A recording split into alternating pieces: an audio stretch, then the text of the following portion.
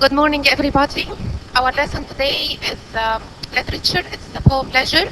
It's written by William Henry Davis. First of all, as for the title, Leisure. What do we mean by leisure? By leisure, we mean free time. The time when you are free, you are not working, you are not doing anything. The first stanza, what is life if full of care?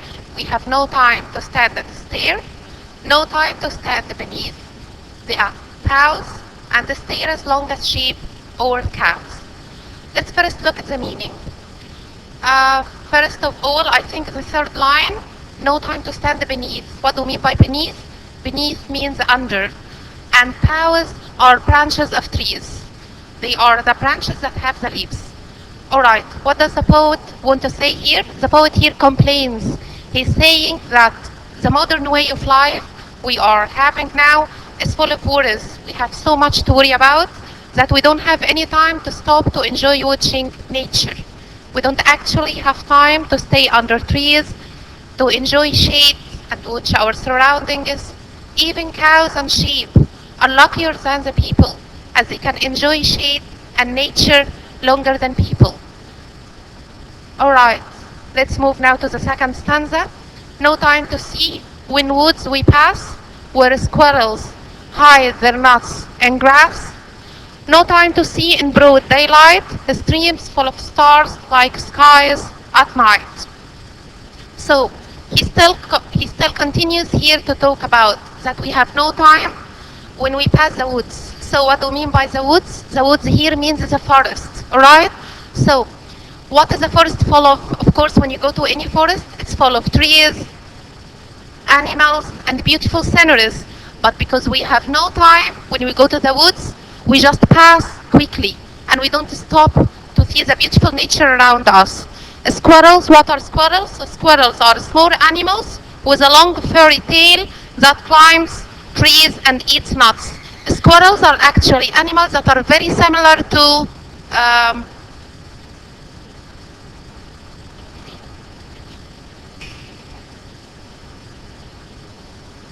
Alright, squirrels are actually small animals. They look so much like rabbits. They are small with long furry tails. No time to see in broad daylight. By broad, we mean wide. When you say about something it's broad, it means it's wide. Wide daylight. And the streams are small rivers. Alright? Here the poet says that even if we pass through the forest with all its beautiful sceneries, we don't actually have time to enjoy watching animals, such as squirrels. We don't have time to watch rivers or small rivers in the daytime shining, reflecting sunlight like a sky full of stars at night. The third stanza, still he says that we have no time to turn at beauty's glance. And by glance we mean a quick look.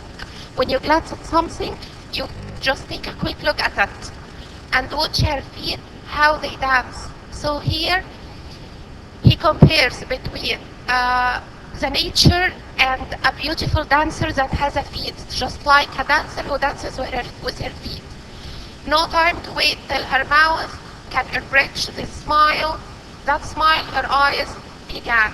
Still here he continues to compare the nature or to a dancer that has feet and dances and that has mouth and can sing.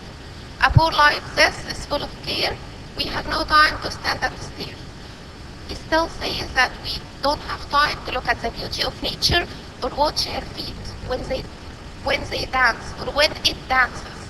We don't have time to wait for the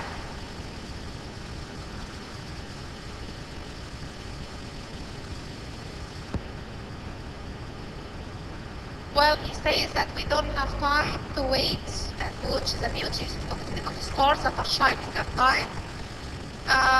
He says, or his opinion, that it's a poor way of life, that it's full of worries, that we don't have time to enjoy watching it. As we can see, the main idea of the poem is that he says that now we don't actually enjoy our free time.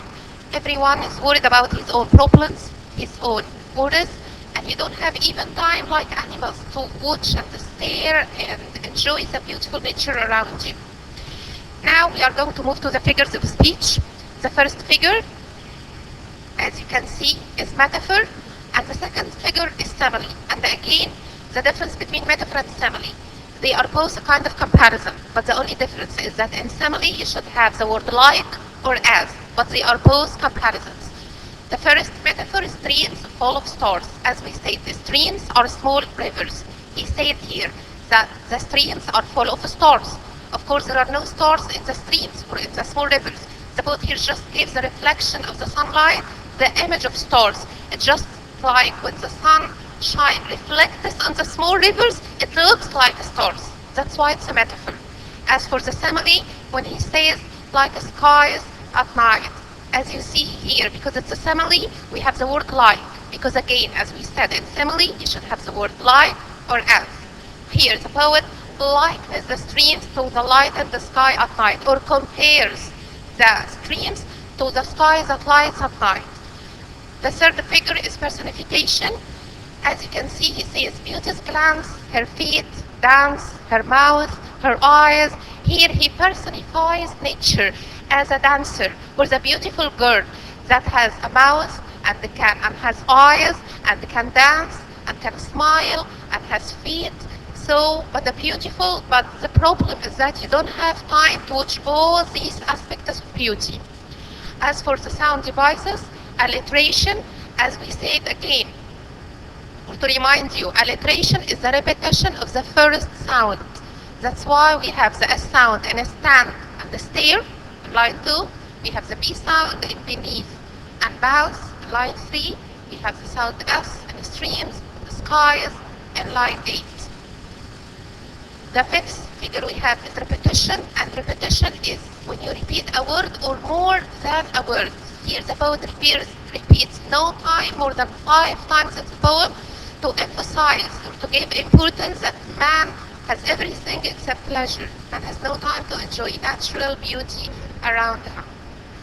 Finally, I hope you enjoyed this poem, and you can study it, or this is your homework from page 82 in your booklet. Thank you.